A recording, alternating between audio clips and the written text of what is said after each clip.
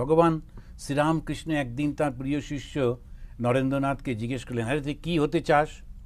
ও বলল, আমি একদম নির্বিকল্প সমাধিতে ডুবে থাকবো, আর মাঝে মাঝে, ছোট তো সেই জন্য বলছে, মাঝে মাঝে যখন একটু দেহবোধ আসবে তখন খেয়ে দিয়ে আবার ধ্যানের মধ্যে ডুবে যাব। তখন তো ন্যাচারালি শরীরটা রাখতে হবে, নিলে ধ্যান করবে কে? ওই জন্য বলে মাঝে মাঝে। তখন ঠাকুর বলছেন, তুই কত বড় হবি, একটা বটবৃক্ষের মতো হবি, হাজার হাজার প্রাণী তোর ছায়াতে এসে শান্তি লাভ করবে, নিজের মুক্তি চাইছিস? খুব ছোট কথা তুই বললি। এই যে ছোট কথা, মানে নিজের মুক্তি, এটাতে উনি তখন বলতে চাইছেন মোক্ষ আমি চাই না। পরবর্তীকালে স্বামী বিবেকানন্দ বলছেন যে, so long there will be a hungry soul, I will come again and again to serve them, এরকম ধরনের। আমি আবার আসবো যতদিন একটা প্রাণী অভুক্ত থাকবে যে কষ্ট পাবে।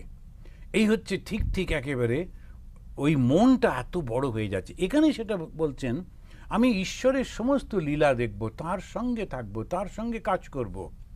স্বামী রঙ্গনাথানন্দজি মহারাজ যখন খুব অসুস্থ, তখন একদিন ওকে বলা হলো, মহারাজ আপনি দেহ চলে গেলে মুক্ত হয়ে যাবেন তো? উনি বললেন, I don't care for liberation.